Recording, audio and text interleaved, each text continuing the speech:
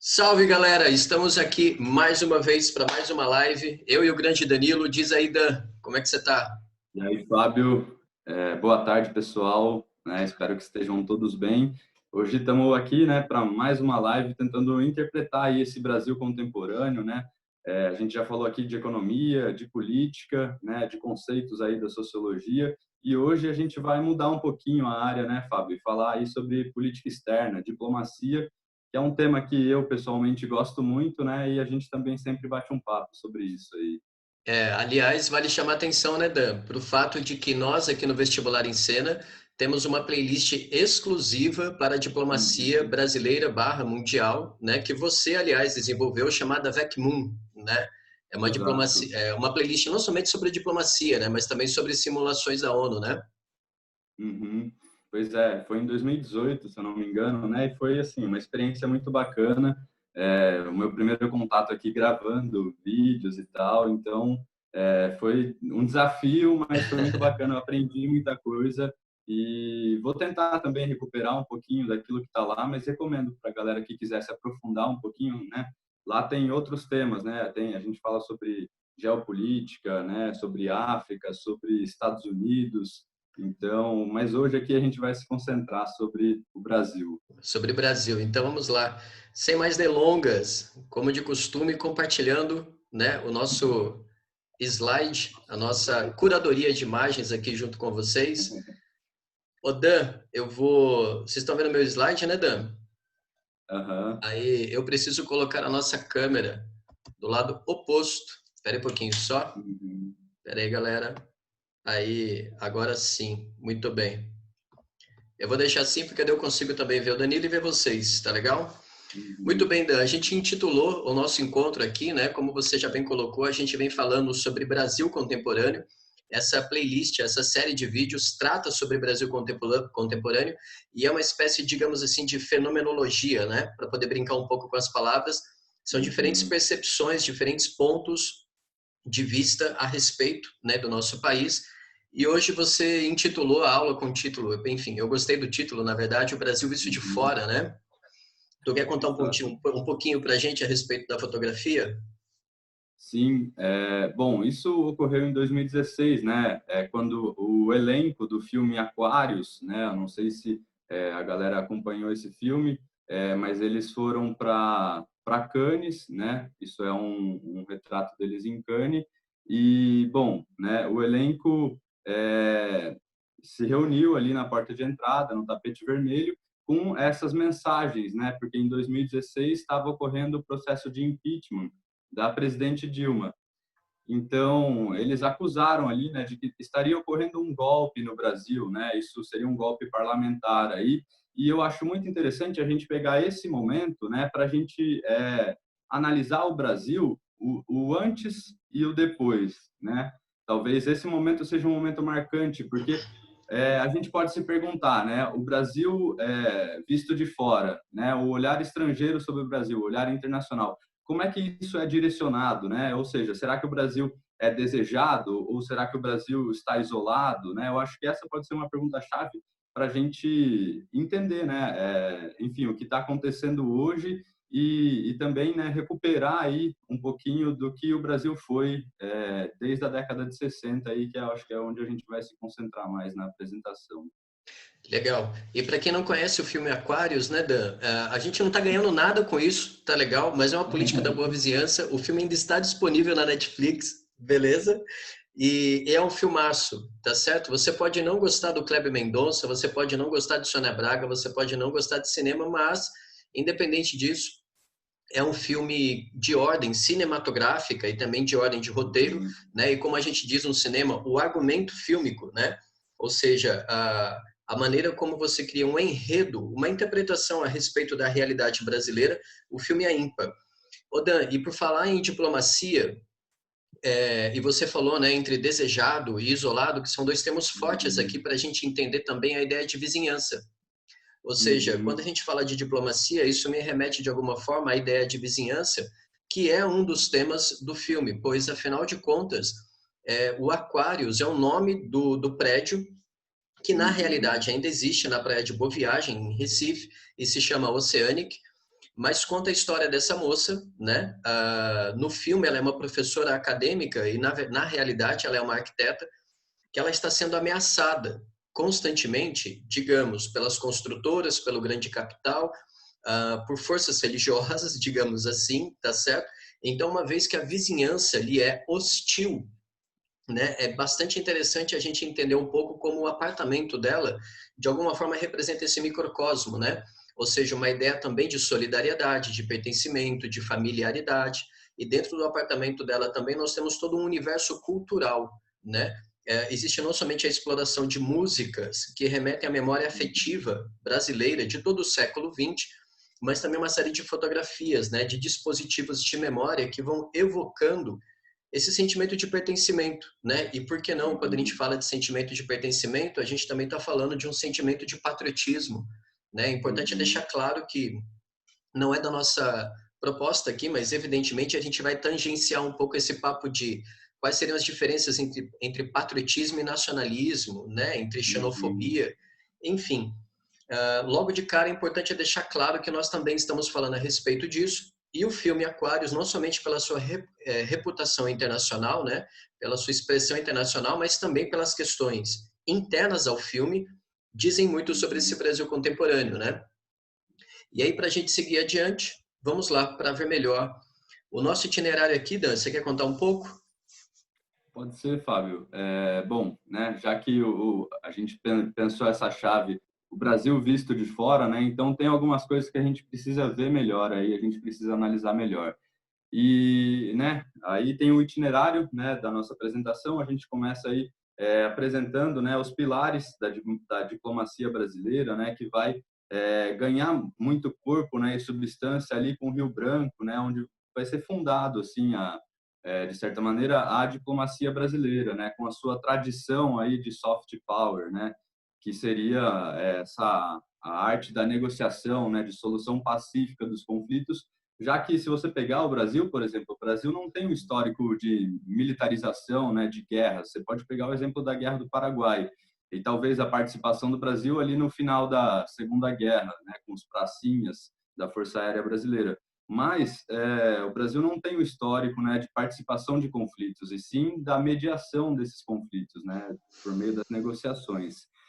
E aí, então, esses são alguns pilares da diplomacia, né? A gente tem também essa questão da autonomia e do alinhamento, né? Como é que o Brasil se posiciona no cenário mundial, né? Ele é autônomo, ou seja, ele diversifica aí as suas relações com todos os continentes, né? Com todos os países. Ele faz isso de forma bilateral, ou seja, de país, né? Brasil com país, ou de maneira multilateral, né? Ou seja, o Brasil participa de fóruns e toma decisões em conjuntos aí, em conjunto, né? Ou ele está alinhado aí a algum país, né? E na maioria das vezes é os Estados Unidos que detém, né, uma forte influência aí, né, sobre a América Latina. E também, né, destacar aí alguns pontos da política externa e como é que ela se transforma ao longo do tempo, né? Começando lá com o Rio Branco, né? E aí passando pela década de 30, 40 ali com Vargas e depois, né, 60, 70, 80 até os dias atuais aí. Isso quer dizer que ao longo dos próximos 40 minutos, de alguma maneira, né, Dan, a gente dialoga com a grande herança iluminista. E do que nós estamos Uhum. falando? O Kant, ele tem um texto clássico, como todo e qualquer texto kantiano, só que de ordem política, chamado A Paz Perpétua, né? E ele começa esse texto falando de uma plaquinha de madeira, né, que existe dentro, em cima de uma, como é que se chama? De uma hospedagem, né, que tem a foto de um cemitério dizendo assim, a paz perpétua, né, quando na verdade essa paz perpétua, enfim, implica na desumanidade, no sentido de negação da humanidade. Explico melhor. Ora, a vida humana, né, e aqui humana no sentido de humanidade, do espírito cosmopolítica, que é a grande preocupação de Kant, ela implica ou na negociação ou na guerra. E claro que, sendo Kant um grande defensor do esclarecimento, ele faz uma proposta diplomática na paz perpétua, que é a proposta da negociação, né? É a proposta justamente da pacificação. Tanto que a paz perpétua, ela tem vários, digamos assim, como é que se diz? Tópicos, né? Em que ele diz, olha, o princípio fundamental é o espírito cosmopolita. Depois, as nações devem se pautar pelo republicanismo. E depois, sobretudo, é claro que eu estou resumindo, mas ele diz que deveria haver uma espécie de Liga das Nações, né? Um acordo constitucional supranacional. Então, se a galera que está tendo contato com Kant pela primeira vez, a brincadeira aqui, a anedota é muito bem-vinda, porque o Kant é uma espécie de pai da Liga das Nações e avô da ONU, né? Ou seja, tanto a Liga das Nações de 1919, quanto também a ONU em 45/48, elas são pautadas pelo espírito cosmopolita kantiano. E aí, em contrapartida, né, Dan, vale a pena, em se tratando de fundamentos políticos, levar em conta que nós temos, então, uma outra visão de mundo, que eu imagino que é onde nós vamos parar, chegar na nossa live. Se Kant defende a negociação, né, a economia, a troca comercial como forma de pacificação e equilíbrio, por outro lado, evidentemente, a gente... em geral, né, Fábio? Como é que é? A solidariedade entre as nações, né? Isso, exato, essa solidariedade entre as nações. Por outro lado, a gente tem um espírito hobbesiano, né?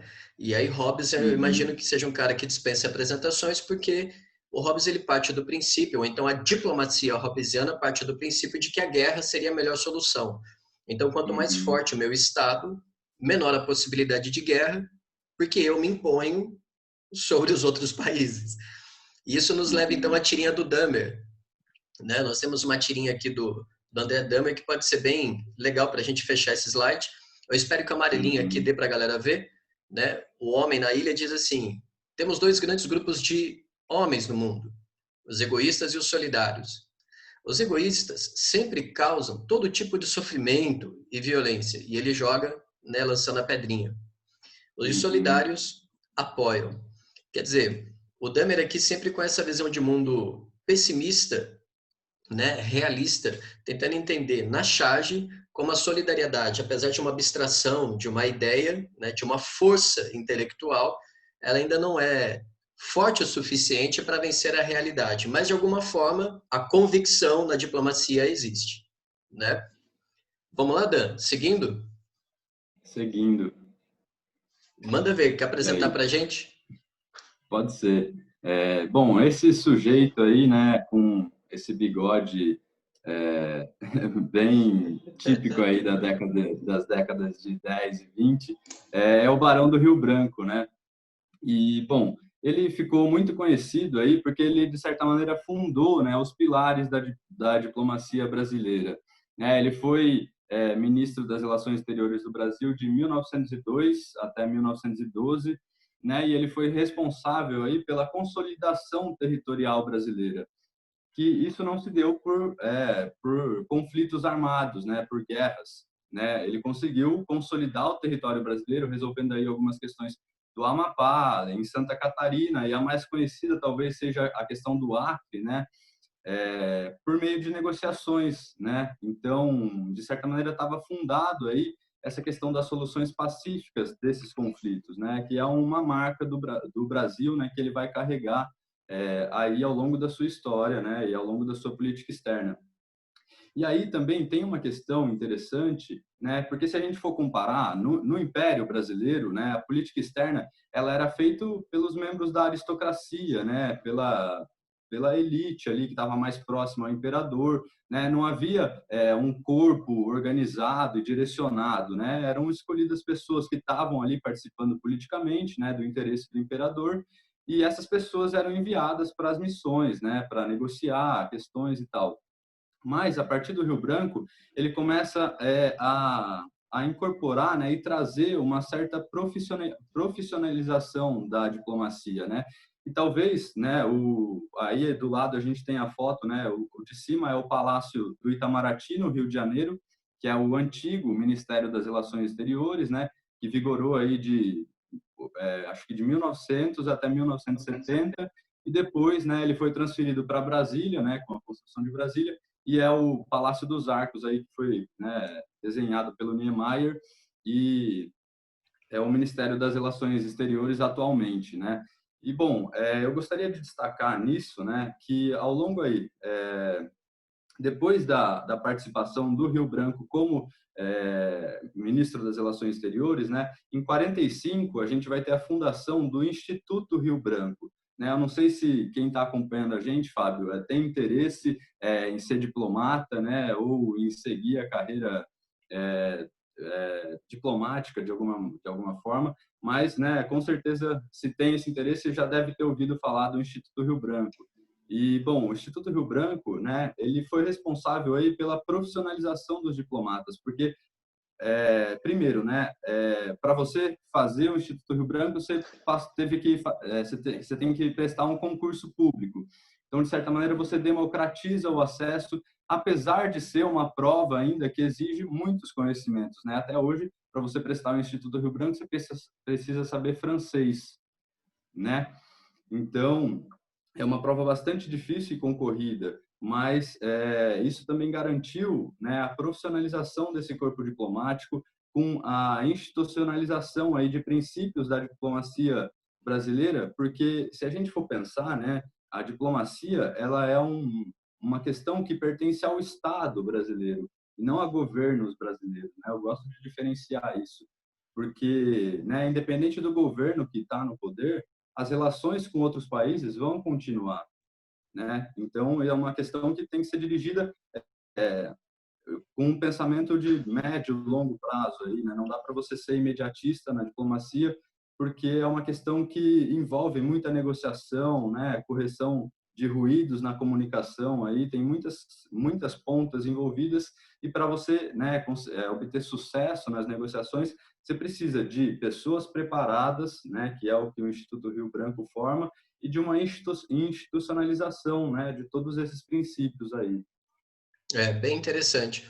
E de alguma forma, né, Dan, não custa nada chamar a atenção, dada a realidade que nós estamos vivendo hoje em dia no Brasil, para o fato de que Estado, o conceito de Estado, se a gente tiver que se lembrar de Norberto Bobbio e eu tiver que citar alguém aqui, né, o Estado ele é sempre permanente, de longa duração, é uma construção histórica de médio e longo prazo, e o Estado brasileiro ele começa a ser fundado e criado, né, na década de 1820, a partir do Brasil Império. Vale lembrar que o Brasil foi o único império, a única monarquia de todo o continente americano, né? E aí vem aquelas anedotas, já que a gente está falando um pouco de Estado e governo, tudo bem, o México também teve uma monarquia, o Haiti também teve uma monarquia ali no começo do século XIX, mas a dimensão histórica, a duração não se compara com o Império Brasileiro de ordem continental e que durou mais de 60 anos, quase 70 anos, né? E o governo é sempre transitório. O governo compõe a máquina que administra o Estado. É importante deixar isso claro, porque nós estamos em tempos em que é preciso dizer o óbvio. Então, do que nós estamos falando? Quando um governo se propõe a se confundir com o Estado, como é o governo atual, né, existe uma distorção das instituições e, evidentemente, isso vai comprometer, né, e vai corroer a nossa diplomacia, né? Mas nós ainda chegaremos lá, vamos com calma, porque, afinal de contas, ainda tem mais umas questões aqui diplomáticas, a exemplo do movimento pendular. Ô Dan, como é que funciona isso? O que quer dizer movimento pendular quando a gente fala de diplomacia? Então, Fábio, eu acho que essa questão do movimento pendular é uma metáfora, né? É um movimento aí que é muito interessante para a gente entender a diplomacia brasileira, né? Porque a gente tem duas pontas aí, né? A interdependência e a independência. Então, como que o Brasil se comporta no cenário internacional? Bom, isso varia, é um pêndulo, entendeu? Então, ora, o Brasil vai entender que a interdependência que também pode ser tratada com outro nome, que seria um americanismo, ou seja, um alinhamento aos Estados Unidos. Ora, o Brasil vai entender que isso é interessante, né? E aí tem uma internacionalista, Letícia Pinheiro, ela escreve sobre política externa brasileira, né? E aí ela vai falar que o americanismo brasileiro ele pode se dar de duas formas, ou de maneira ideológica ou de maneira pragmática. Então, o americanismo ideológico é quase que um alinhamento automático aos Estados Unidos, ou seja, o que os Estados Unidos decidem, o Brasil aceita e apoia, entendeu? O Brasil deixa, né, o seu protagonismo de lado. na política externa, né? Quando ele adota esse americanismo ideológico. E, de outro lado, a gente tem esse americanismo pragmático, né? Que aí a gente poderia pegar o exemplo do Vargas, né? Que ele negociou com os Estados Unidos para financiar aí, de certa maneira, né, a industrialização brasileira, mas também né, se posicionando em determinados momentos, mas sem acatar todas as decisões dos Estados Unidos, por exemplo, né? Mas ele se aproximou dos Estados Unidos. E na outra ponta, a gente tem a independência, né? Que é quando o Brasil entende que não, que agora a gente precisa ser autônomo no cenário internacional, então a gente precisa ser universalista, né? Isso também é conhecido como o globalismo, né? Mas é entendido que não, agora a gente não precisa se alinhar aos Estados Unidos, a gente pode diversificar as nossas relações, né? Então a gente vai ter relações com o terceiro mundo, com países africanos, asiáticos, mas também com os Estados Unidos e também com a Europa e também com a América Latina, mas sem que exista qualquer tipo de alinhamento, né? O Brasil passa a ser protagonista e passa a ser propositivo no campo da política externa. Então, acho que esse movimento pendular, ora interdependente, ora independente, ele nos ajuda muito a entender a história da política externa brasileira. Bem legal, é bem interessante isso daí. Então a gente consegue colocar em prática esses conceitos de independência, universalismo, interdependência, americanismo ao longo da história do Brasil. E aqui, claro, nós temos um recorte a partir dos anos 50, né, Dan? Uhum. Se você me permitir, tem uma foto aqui que eu gosto bastante, e se tratando de imagens, né? Eu só gostaria de chamar a atenção para o seguinte fato. A fotografia, como vocês sabem, esse é Jânio Quadros, tá certo? Uhum. Um sujeito, digamos, excêntrico no campo político, e excêntrico em muitos sentidos, porque afinal de contas ele era um cara, ele foi nascido em Campo Grande, se não me falha a memória, e no prazo de 12 anos ele venceu todos os pleitos eleitorais existentes, ou seja, o cara foi Uhum. eleito para vereador, deputado estadual, deputado federal, senador, governador, e chegou inclusive a ser presidente do Brasil, e depois ele volta Uhum. para ser governador de São Paulo, né? Então, assim, se vocês querem entender um pouco de personalismo político e de populismo, que não é o nosso assunto, mas só para entender um pouco da carreira de Jânio, vale muito a pena, porque afinal de contas ele é uma figura ímpar na nossa história. E claro que ele está de lado aqui com Che Guevara, né? Ernesto Uhum. Guevara, sobre o qual a gente vai falar um pouquinho, mas eu já volto. Ô Dan, vamos lá, para a gente poder falar então dessa política externa independente. Bom, vamos lá. Então, como eu já comentei um pouquinho no slide anterior, né, o Vargas e o JK, eles adotaram, né, um americanismo pragmático aí para conseguir, né, angariar financiamento para a industrialização brasileira, né? Eles foram responsáveis aí por trazer a indústria automobilística para o Brasil, né? Então, sempre, mas é interessante ressaltar isso, que isso tinha uma contrapartida para o Brasil, né, que era o desenvolvimento brasileiro. Apesar de se alinhar, de certa maneira, aos Estados Unidos, né, se aproximar dos Estados Unidos, eles estavam trazendo, né, eles estavam pensando no interesse nacional, né, e não em simplesmente acatar as decisões dos Estados Unidos como se fossem nossas, né? E aí eles criam, de certa forma, a base para a política externa independente, que é um termo que ficou cunhado ali, né, na década de 60, né, nos governos do Jânio e do Jango, que foi formulado aí pelo Santiago Dantas, pelo Afonso Arinos, que foram importantes diplomatas, né, e ministros também das relações exteriores. E o que é essa política externa independente, né? Foi um período de muita formulação de política externa, né? Eu destaco isso, porque eles pegaram aqueles pilares que a gente falou ali nos slides atrás do Rio Branco e acrescentaram outras coisas, né? Porque agora o Brasil vai se preocupar também com a autodeterminação dos povos, né? Com esse princípio universalista, a gente vai negociar com todos, né? A gente quer ser protagonista no cenário internacional. A gente vai se preocupar com questões como o desarmamento, né, com a descolonização, que é importante a gente pensar isso também, que estava ocorrendo no continente africano, né? E o Brasil, por ser ex-colônia, né, tem uma história relacionada a esse tema. E também, né, o Brasil, então, com a política externa independente, vai querer mais autonomia no cenário internacional e também relações multilaterais aí, né, com diversos países começando aí a engatinhar nesses fóruns internacionais. Ô Dan, E aí, Fábio, só... você me Uhum, permite uma parte? sim, à vontade. Vale chamar atenção, né? Me veio aqui Uhum, o fato de que Vargas nem sempre foi, abre aspas, americanista, né? É importante levar em uhum, consideração que o Vargas, em 1930, quando ele chega ao poder, ele se uhum, ampara em duas figuras históricas do campo militar, que é Góes Monteiro e depois o Eurico Gaspar Dutra. Tentando lembrar do uhum, primeiro nome do rapaz aqui. Eurico Gaspar Dutra e o Góes Monteiro. E esses são os dois pilares, tanto do gabinete presidencial varguista, quanto também do seu próprio governo. E ao longo, né, da década de 30, o Vargas ele chega, por exemplo, a desenvolver o que ficou chamado de jogo duplo, né? Só que uhum, como o nosso recorte aqui é a segunda metade do século, eu só gostaria de falar rapidamente o seguinte: o que é o chamado jogo duplo varguista? É o fato de que o Vargas precisava substituir as importações, industrializar o país, ele exporta diferentes qualidades de algodão, né, para a uhum, Alemanha nazista, ele abriga comunidades alemãs, como nós sabemos, em grande parte no sul do país. O filme do Silvio Bach, que se chama Gretchen, conta justamente uma história dessa comunidade alemã, dentro da qual emerge, né, comunidades nazistas. E é bem interessante notar como nós temos historiadores que se dedicam a analisar as cartas, as correspondências entre os alemães sediados no Brasil e os seus familiares na Alemanha, louvando o nazismo, né? Isso até 1941.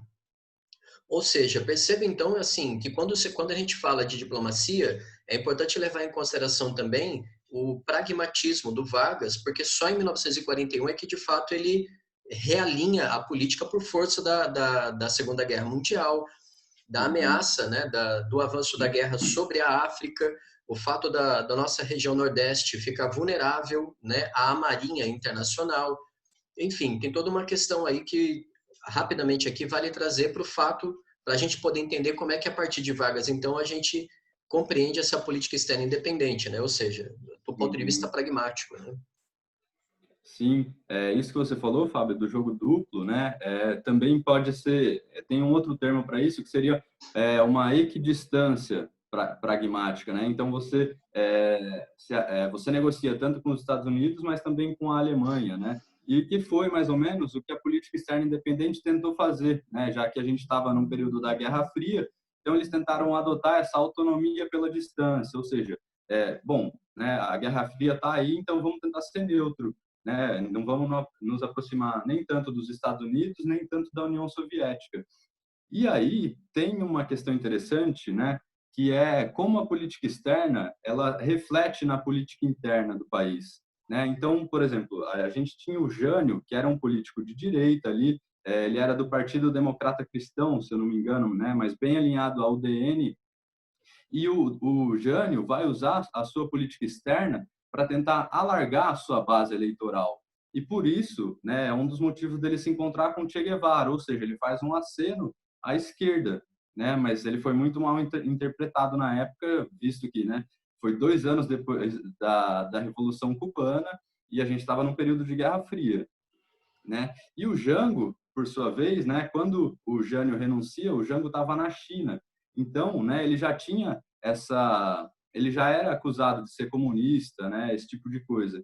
E o Jango então vai aproveitar essa autonomia pela distância para moderar o seu discurso. Ou seja, eu não estou nem alinhado com a União Soviética e nem alinhado com os Estados Unidos. Então, é uma diferença também como a política externa é utilizada, né, de acordo com a finalidade aí da política interna. Eu acho que isso é um fato interessante da gente pensar. É.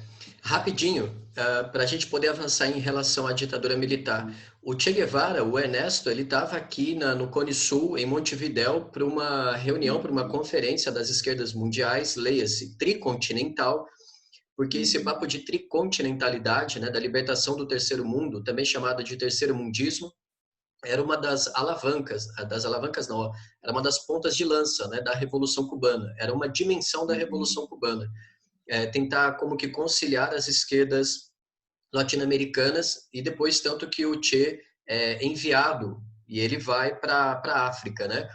Então é nesse rolê, aqui pelo Cone Sul, passando por Montevidéu, que o Jânio sabe e o convida, né, para Brasília, recém-inaugurada, novinha em folha, e é bem interessante analisar os relatos, porque dizem que os militares, o corpo militar do presidente, não prestou honras de Estado para o Che Guevara, né? Ou Uhum. seja, isso é uma coisa meio assim, isso já diz sobre a temperatura política da Guerra Fria. Uhum. Mas vamos adiante para a gente poder falar então de ditadura. Depois a gente pega um pouco disso. E aí nós estamos falando de pragmatismo responsável, né, Dan?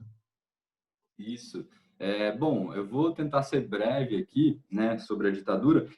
Cada presidente aí, né, enfim, eu não vou pegar muito aqui os aspectos históricos da coisa, né, porque a gente já sabe de certa forma, né, houve ali o golpe, né, ou revolução, né, depende de onde você olha, em 64, e aí cada presidente, né, militar aí, vai ter a sua marca na política externa, né?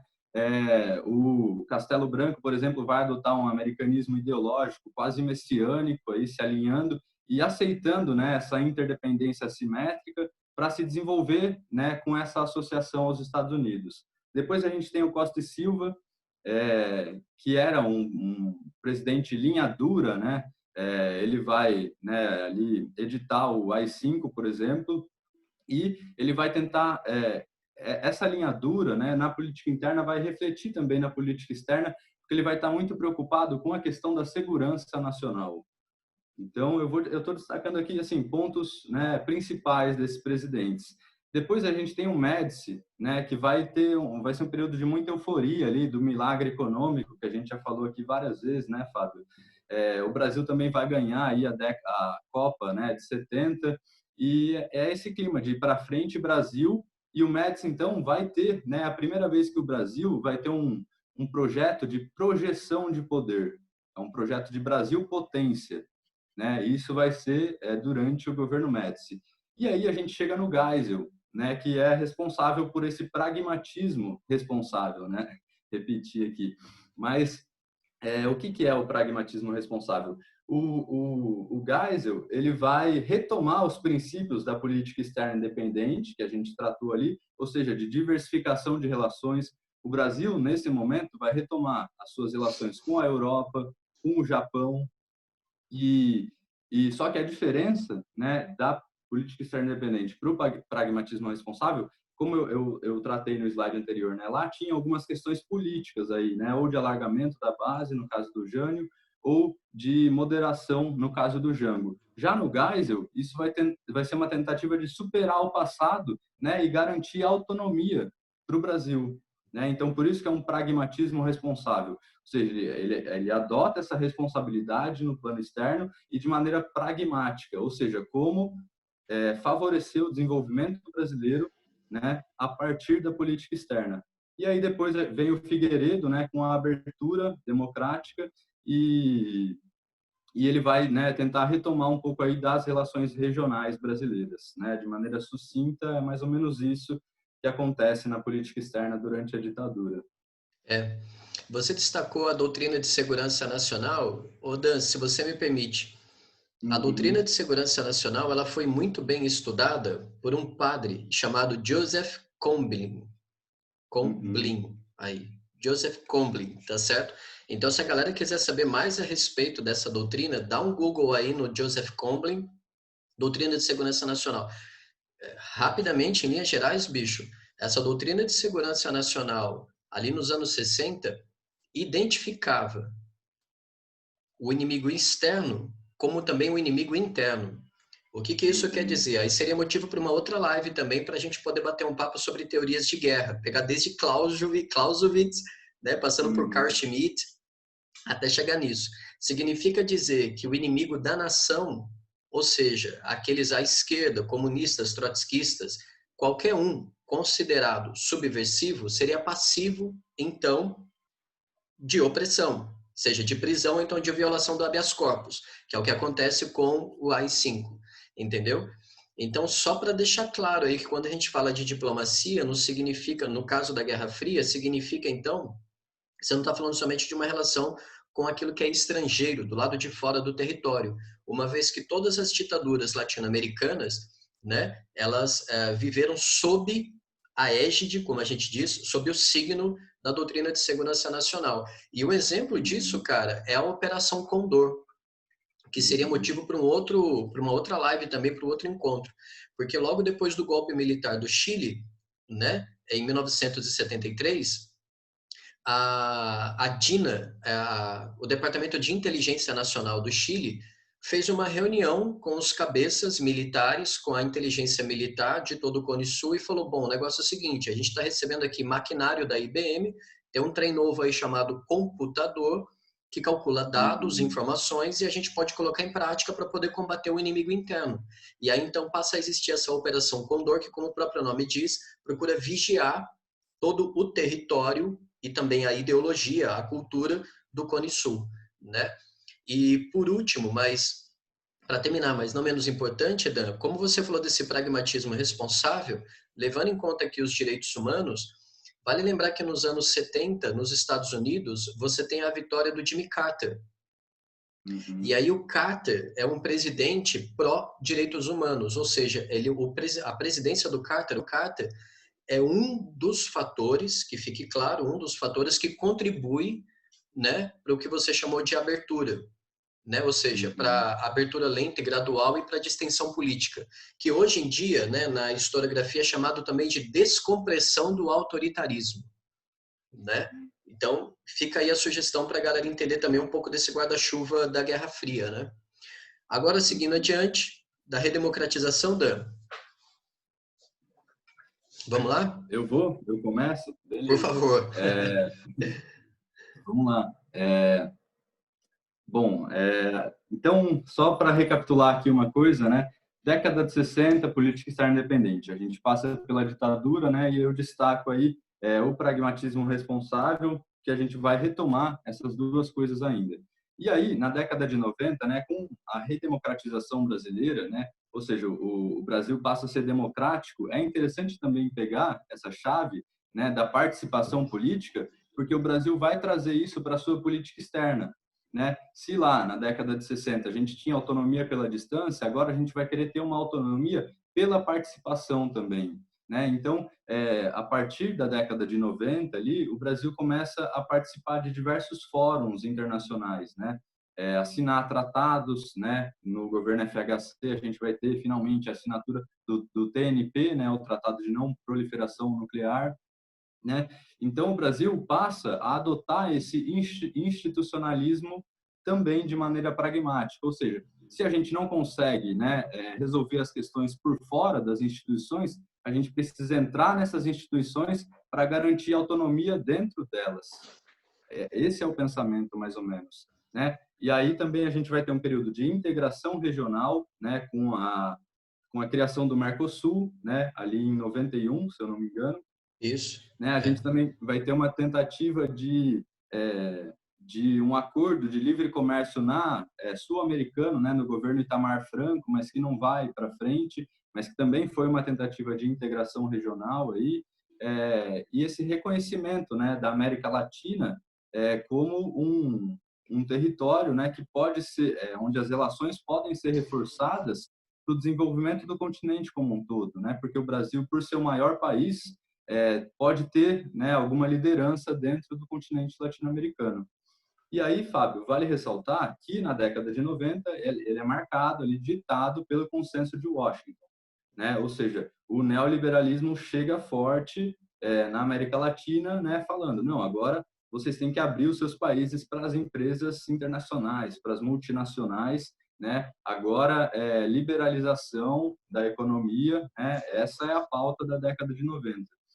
E aí tem uma grande diferença entre a abertura comercial feita pelo Collor e pelo FHC. O Collor vai abrir a economia brasileira, né, sem qualquer tipo de proteção tarifária, né? Então, ou seja, foi uma negociação assimétrica, né? Ele abriu a economia, as empresas vêm e passam a competir com uma condição muito melhor do que as próprias empresas nacionais, né? Então, de certa maneira, a economia e as indústrias, as empresas nacionais saem prejudicadas dessa abertura. Já com o FHC, que também adota essa agenda, né, ele vai ser um pouco mais,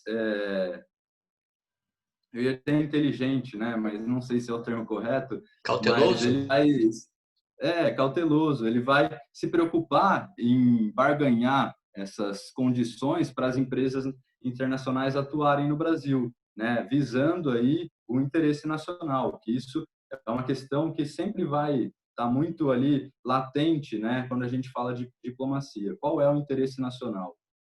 É, e é bem legal aqui, claro que a gente pode fazer o nosso merchan, porque afinal de contas estamos falando de industrialização, né, Dan? É um tema que a gente já abordou lá na live da Laura, né? Nós tocamos nesse assunto quando falamos de anos 70 e também de governo Uhum. Lula barra Dilma, quer dizer, FHC até Dilma, né? Fazendo um pouco desse panorama a respeito da industrialização e desindustrialização do Brasil, né? Então fica aí o convite para a galera que ainda não viu o nosso encontro sobre a valsa brasileira.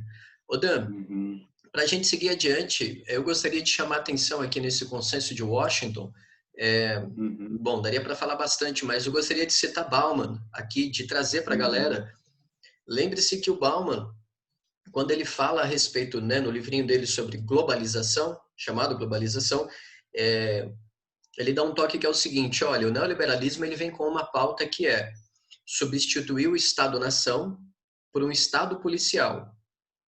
Então, Uhum. quando você está tratando de diplomacia, é importante deixar claro que a força do capital financeiro, a velocidade do capital financeiro, elas vêm para poder corroer, do ponto de vista baumaniano, vem para corroer a soberania. E aí o Bauman diz que uma das últimas funções que sobrevivem no Estado-nação seria aquilo que o Weber chamou de monopólio da violência, né? Porque você Uhum. não tem como terceirizar a polícia militar, a polícia civil e a polícia federal, né? Então ele diz isso: olha, o capital encontra a seguinte barreira, e essa barreira se chama a ossatura, né? Que é a força policial barra militar. Então o que Uhum. resta de soberania sobre o território seria a força militar e a força policial. Se a gente seguir esse raciocínio, daria para a gente fazer um outro encontro a respeito de como o Estado brasileiro, historicamente, depõe contra a própria sociedade civil. E daí do que a gente está Uhum. falando? Eu sei que eu estou extrapolando o nosso negócio aqui, mas a gente Uhum. estaria falando de contestado, canudos, né, até hoje em dia, de como é que a força militar policial brasileira, ela muitas vezes depõe contra a própria sociedade. Mas enfim, fica aí a Uhum. sugestão para a galera lembrar de Bauman. Mas o que interessa para nós, seguindo adiante, né, é a diplomacia ativa e altiva. Dan, eu confesso que quando você me falou disso daqui, eu gosto muito desse jogo de palavras, né, assim, de entender um pouco Uhum. da semântica a respeito dos eventos históricos. E é genial, né, porque é uma mesma palavra que ela contém diferentes extensões, né? Fala um pouco para a gente a Uhum. respeito disso. Então, esse nome, né, diplomacia ativa e altiva, foi como ficou, né, a diplomacia, a política externa aí que foi adotada durante o governo Lula, né, encabeçada aí pelo Celso Amorim, que foi o ministro das Relações Exteriores, né? Ele foi também durante o governo Itamar Franco e ele voltou, né, no governo Lula. E aí, Fábio, né, tudo isso que a gente veio falando até aqui, da política externa independente, do pragmatismo responsável, da autonomia pela participação, de certa forma, tudo isso vai ser incorporado nessa diplomacia ativa e altiva, né? Os princípios lá da política externa independente e do pragmatismo responsável vão ser retomados nos anos 2000, né? Então, toda aquela questão da descolonização, do desarmamento, das soluções pacíficas, da mediação de conflitos, da não intervenção, do não alinhamento, do universalismo, tudo isso vai estar presente, né, nos anos 2000 e na política externa brasileira. Então, por isso que eu destaco aí, né, essa retomada dos princípios, né? E também dado a tudo que foi construído a partir desses princípios e todo o esforço feito na década de 90 para a participação dos fóruns internacionais, vai possibilitar que o Brasil consiga diversificar suas relações, seja de forma bilateral, seja de maneira multilateral, porque já que o Brasil está participando de diversas instituições, né, internacionais, o Brasil tem, né, ele está presente nas decisões, ele tem poder de barganha, tem poder de negociação, dentro desses fóruns, né? E, e é isso, eu gostaria de destacar essa diversificação das relações, né? A gente tem um exemplo das relações Sul-Sul, né? O Brasil participa aí do G20, né? Tem até essa foto do Obama dizendo para o Lula, né? That's my man, esse é o cara, né? Foi Então, um videozinho, se não me falha a memória, desculpa te interromper, mas se não me falha a memória, foi um vídeo meio que feito com celular, né? De maneira assim muito informal e que acabou viralizando, né? E E é legal também destacar que é nesse momento, Dan, que para a gente poder meio que convidar a galera também para a nossa próxima live, que a gente vai fazer daqui a 15 dias, a gente vai falar de cultura, né? Vai ser um tema, assim, cultura brasileira e Brasil contemporâneo. E vale lembrar, pode ser assim, eu posso estar extrapolando demais, mas tornando elástico demais o conceito, mas vale lembrar que é nesse momento, nessa década, por exemplo, né, que Ivete Sangalo faz os seus shows internacionais que bombam e fazem dela, né, a artista número 1 que lota estádios. E ao mesmo tempo também, uma vez que a gente está meio que exportando essa cultura, visto do lado de fora, é nesse momento também que o Condzilla se torna, né, um exímio editor e produtor audiovisual produzindo funk ostentação, que causa impacto na indústria de Hollywood, por exemplo. Então, assim, é interessante, eu pessoalmente gosto muito, né, seguindo o rastro aí do Christian Dunker, da Maria Lúcia Homem, a gente entender a cultura como sintomas da política, né, assim como essas manifestações e esse franqueamento, essa abertura da cultura, né, e essa expressão do Brasil como um Brasil alegre, né, como um Brasil jovem, jovem no sentido assim de contente, promissor, né, e fecundo ao longo da sua história, coisas que nós perdemos há tem alguns anos aí, né? Mas enfim, exato. é legal é legal lembrar disso, né? Esse papo de ativa e altiva tem tudo a ver com o nosso cotidiano, porque afinal de contas a nossa cultura expressa isso muito bem, né? Ô Dan, você pode lembrar um pouco a respeito dessa retomada para eu fazer a anotação aqui para a turma da PEI e PR, por favor? Sim, sim. E aí, Fábio, só pegando o gancho do que você falou, né? Disso, como o Brasil é visto de fora, né? O Brasil, o país do futebol, né? O samba, todas essas questões, né? Que tiveram muito presentes ali ao longo da década de 70 e em 2002, por exemplo, o Brasil ganha a Copa do Mundo, né? Isso cria, né? Um clima de esperança, de euforia e também impacta, né? Como o cenário internacional olha para o país, né? Aí, Fábio, só retomando então o que você pediu, a retomada da política externa independente e do pragmatismo responsável, isso se dá no campo dos valores e dos princípios da condução da política externa, né? Então, é aquela questão da não intervenção, do não alinhamento, de diversificar as relações, né, com o terceiro mundo. Nesse momento, o Brasil ele vai ganhar muita influência no continente africano, por exemplo, né? Uma coisa que não existia um histórico disso antes. Então, é mais ou menos isso, né? É, Diversificar as relações, né? E pensando naquela questão da autodeterminação dos povos, né? Levando em conta que o Brasil também é uma colônia, então a gente precisa se preocupar com essa questão da descolonização. eu E lembrei. aí, Pode falar. só para concluir uma coisa, vai ter essa questão da diplomacia presidencial, que já tinha começado lá com o FHC, mas vai se tornar uma prática muito comum no governo Lula, ou seja, o próprio presidente vai fazer as negociações, vai visitar os países, vai fazer esses encontros, né? O próprio presidente está presente, né, nesses fóruns, nessas conversas, né? Uma coisa que não era tão comum antigamente. E também, né, o Brasil vai entrar de cabeça, né, nessa questão dos países emergentes, né, tanto pelos BRICS, que hoje a gente não escuta falar muito, né, Fábio, mas que aí a China, né, despontou, né, e hoje está disputando aí a hegemonia global com os Estados Unidos. E também tinha o IBAS, que era um fórum de diálogo, né, Índia, Brasil e África do Sul, né, que também eu, assim, pessoalmente não tenho visto mais tanta coisa sobre isso, como era comum nos anos 2000.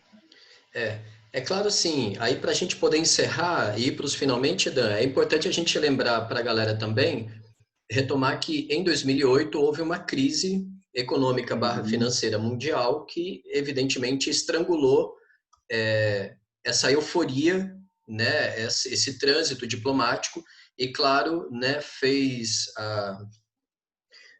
as diplomacias mundiais girarem, orbitarem outros eixos, né? Uhum. Tanto que a partir de 2010, como a gente já falou aqui no canal, o próprio Steve Bannon é um dos caras que ganham a ascensão. Opa! Uhum. É um dos caras que ganham a ascensão, né? Enfim, mudando radicalmente a diplomacia. Mas vamos lá, Dan, para a gente Uhum. poder chegar então na onda rosa, você quer comentar? Quer ir rapidamente situar? Pode comentar, Fábio. Eu acho que isso daí vai mais na sua onda. Então tá bom, então. A chamada onda rosa, na verdade, ela é uma expressão derivada do jornalismo que identificou a ascensão desses presidentes, digamos, de viés, né? Seja de um viés terceira via, de uma social-democracia, ou então até mesmo de uma esquerda histórica, né? E quando eles Uhum. chegam ao poder pela força democrática, isso no final dos anos 90, início dos anos 2000, eles dão então origem a governos que fazem do Estado um indutor da economia. E então existe esse alinhamento ideológico, né? É claro que visto com devido distanciamento, 20 anos depois, é possível estabelecer um monte de críticas, diversas críticas a esses alinhamentos, mas é importante registrar que houve esse espírito, digamos, latino-americanista, tá certo? Existe esse Uhum. termo e que de alguma forma reverbera, repercute, por que não, né? A Carta de Jamaica de 1815, né, do Uhum. Bolívar, tanto que o próprio Hugo Chávez, né, ele foi muito hábil na construção do chavismo como uma espécie de bolivarismo. Isso foi uma construção histórica do chavismo, tá certo? A gente poderia depois falar mais a respeito disso. E também nos Uhum. anos 60 e 70 existia, como eu já disse, essa preocupação tanto do governo Jango no Brasil como também do governo Salvador Allende no Chile, para poder ficar em duas referências aqui históricas, e principalmente expressas através da música, né? Mercedes Sosa, Vitor Jara, Violeta Parra, enfim, o cinema também expressou muito isso. Ao longo dos anos 60 e 70, existia essa preocupação com uma grande América Latina, né? Eu já tive a possibilidade de conversar com um uruguaio a respeito disso, tem anos, e ele me falou uma coisa bem interessante, isso tem uns 10 anos. Ele falou assim, é que vocês brasileiros vivem de costas para a América Latina. Aí eu falei, Uhum. que porra é essa, né? Ele falou assim, você só tem olhos para a Europa. É óbvio o que ele está dizendo, mas é interessante notar que, territorialmente, a construção geográfica, a construção geopolítica do nosso imaginário nos induz a encarar a Cordilheira dos Andes como uma espécie de background, ou seja, como uma espécie de Uhum. muro, de blindagem para nós brasileiros diante dos assuntos latino-americanos. E eu digo isso não é Uhum. viagem da minha cabeça, porque afinal de contas o último filme do Patrício Guzmán, né, desse cineasta chileno chamado Patrício Guzmán, o filme se chama Cordilheira dos Sonhos, trata justamente disso, dessa poética, né, da cordilheira como uma espécie de muro, de blindagem, não somente territorial, mas também no sentido de percepção política, no sentido de consciência e Uhum. entendimento, né, desse trânsito latino-americano. Então vale a pena chamar atenção. Aqui nós temos Rafael Correia, né, do Equador, Evo Morales, vocês têm aqui os Kirchner, tá certo? Da Argentina, Uhum. o Lula, como já foi dito, esse cara aqui, eu não Uhum. lembro, nem sei quem que ele é, se você soubesse, você me ajuda, porque, Uhum. né? E depois Não o lembro próprio Hugo também. Chávez, tá certo? Então, é interessante eu notar que numa fotografia como essa, fico devendo para vocês, né? É preciso saber quem que é esse camarada aqui, mas a onda rosa foi um momento, um espírito de uma época em que existia essa euforia latino-americanista, né? O dólar Uhum. baixo, né? A galera viajando bastante, enfim. Isso tem um impacto cultural que a gente vai ver na próxima live. E aí, Dan, Beleza. chegamos então ao Brasil contemporaníssimo. Exato. É o que a gente está vivendo agora, né, Fábio? E aí, né, o que eu gostaria de destacar é, como você falou, né, houve um alinhamento ideológico durante o período da Onda Rosa, né, porque havia um projeto em comum desses governos, né, que ganharam as eleições e assumiram o poder aí nos anos 2000 na América Latina. né? Então, de certa maneira, né, existe política externa ideológica, existem alinhamentos ideológicos, né? E isso vai repercutir a partir dos governos, né? Como, por exemplo, naquele momento, né, havia a Unasul, né, que era a união desses países na América Latina.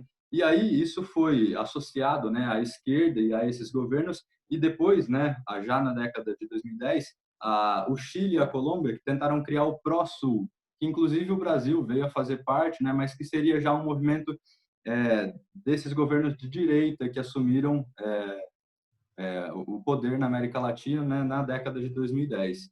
Só que é isso, né? O projeto, para um projeto dar certo na América Latina, tem que haver alguma liderança, alguma participação mais efetiva do Brasil, porque o Brasil é o maior país da América Latina e é ele quem encabeça os movimentos, né? Por exemplo, se a economia brasileira vai bem, isso de certa maneira é repassado para os outros países latino-americanos, né? A Argentina, por exemplo, depende muito do Brasil, né? Ô, Mas em é falar isso, em cara. encabeçar, e desculpa te interromper, mas eu preciso aproveitar a Uhum. sua fala para a gente encerrar. E por falar em encabeçar diplomacia, Uhum. onde nós estamos? Onde está a cabeça do Brasil, da diplomacia brasileira hoje?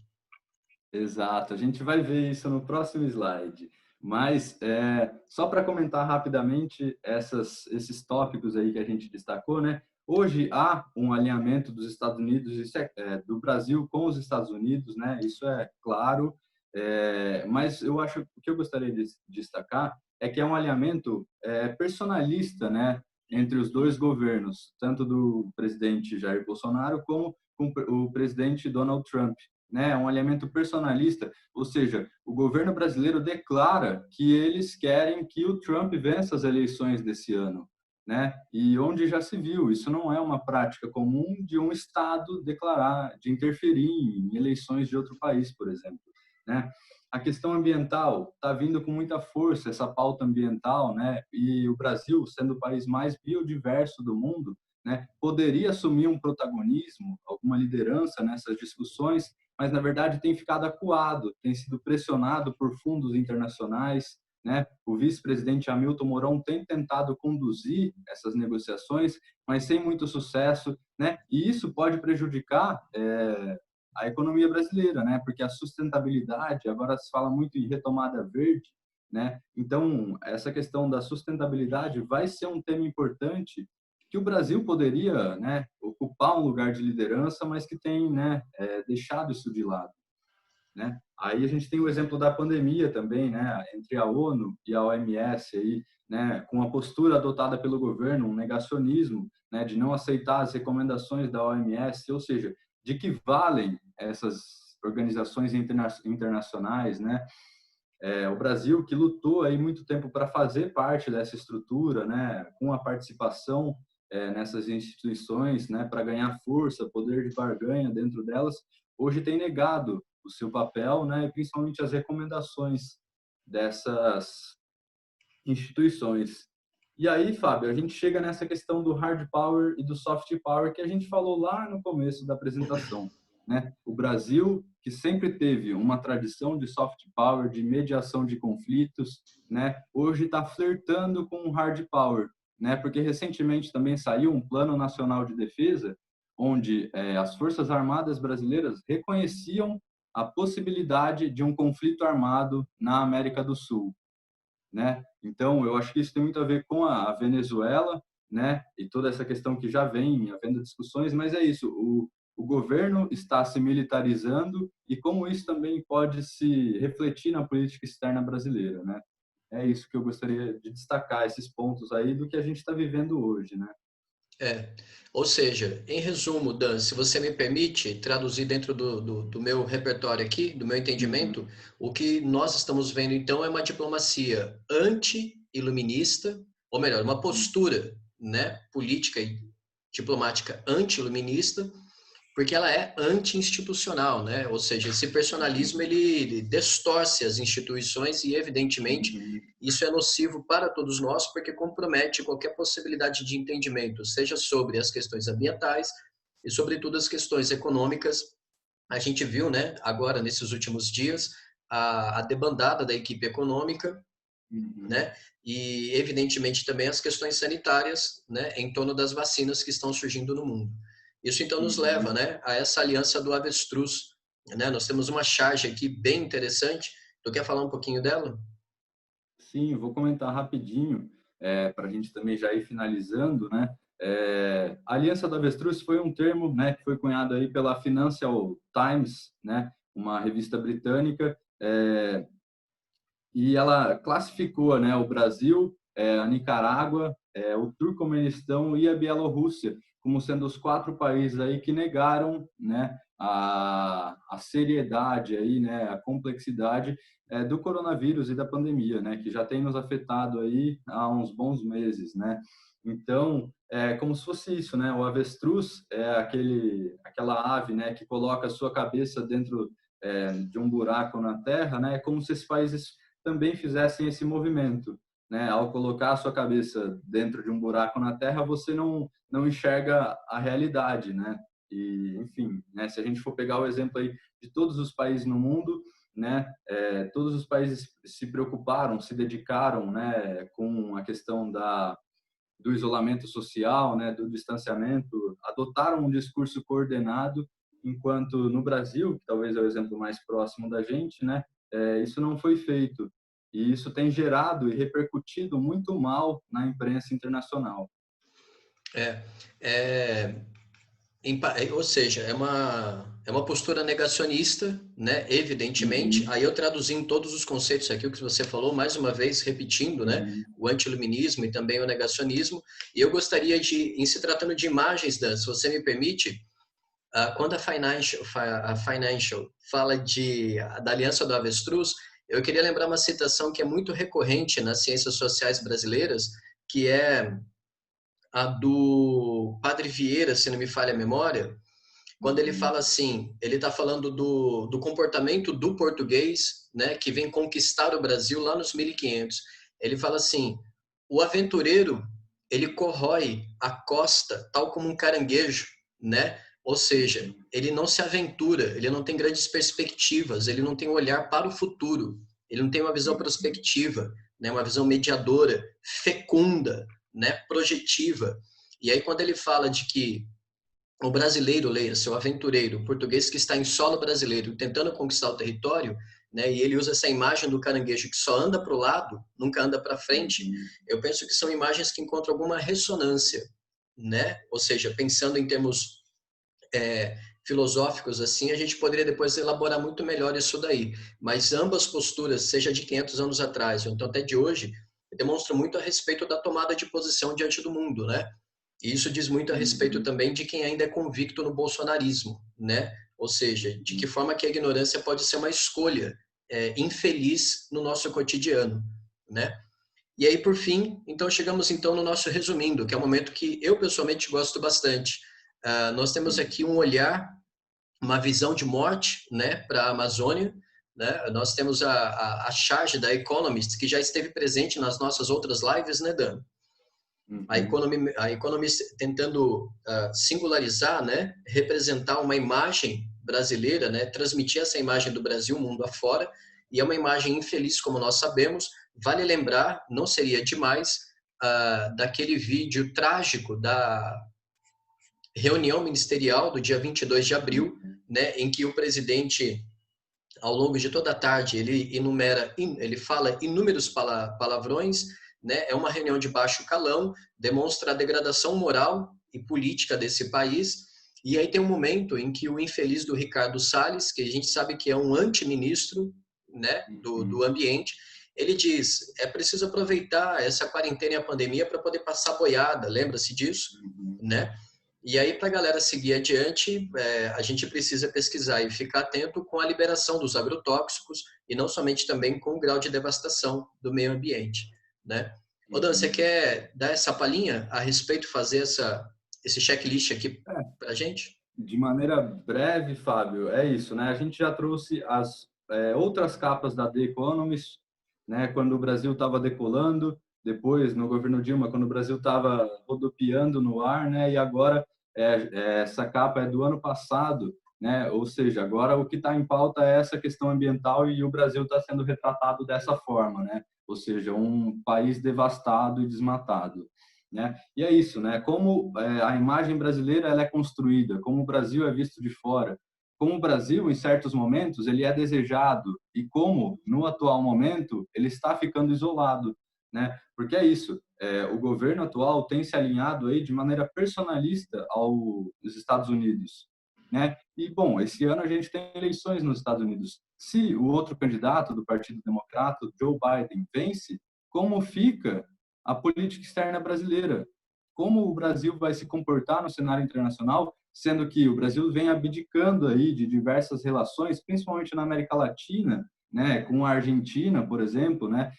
Quando houve as eleições na Argentina, né, o presidente brasileiro disse que não iria cumprimentar o presidente argentino. Independente das suas preferências ideológicas, você tem que se preocupar com o Estado brasileiro, porque essa é uma relação que rende bons frutos para o Estado brasileiro. O Brasil era o maior parceiro comercial da Argentina e vai ser substituído provavelmente esse ano pela China, ou seja, né, um país asiático que está longe daqui, né, vai ocupar o lugar do Brasil e vai, né, conseguir muito mais poder de barganha com a Argentina do que o Brasil. Então é isso que tem que ser pensado, Fábio. Na minha visão, né, o Brasil precisa se preocupar com relações onde há um ganha-ganha, né? Isso daí é uma linguagem da teoria dos jogos, né?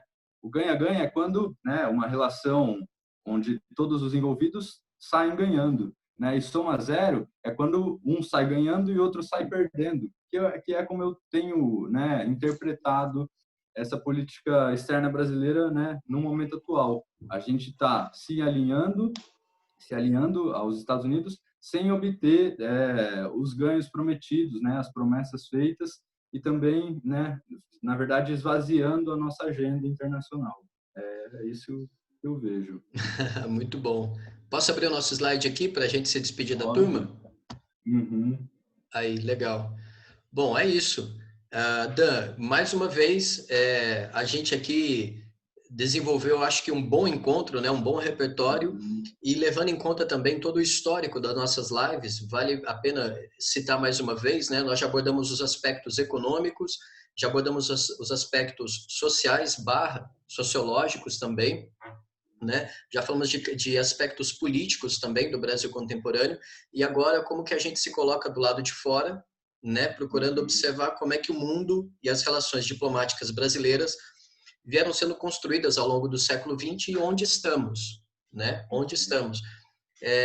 Para eu me despedir, eu deixo o convite para a turma que está nos acompanhando. Agradeço, evidentemente, a companhia de vocês. Se gostaram dessas lives, se estão gostando, né, compartilhem com as suas amizades, deixe a curtida de vocês aqui, né, deixe os seus comentários também e façam pedidos de temas, né, Dan? No próximo encontro a gente fala a respeito de cultura brasileira e, por que não, também um pouco de guerras culturais, que é o rock, né? Digamos que é a bola no meio de campo aí do Brasil desde junho de 2013 até hoje.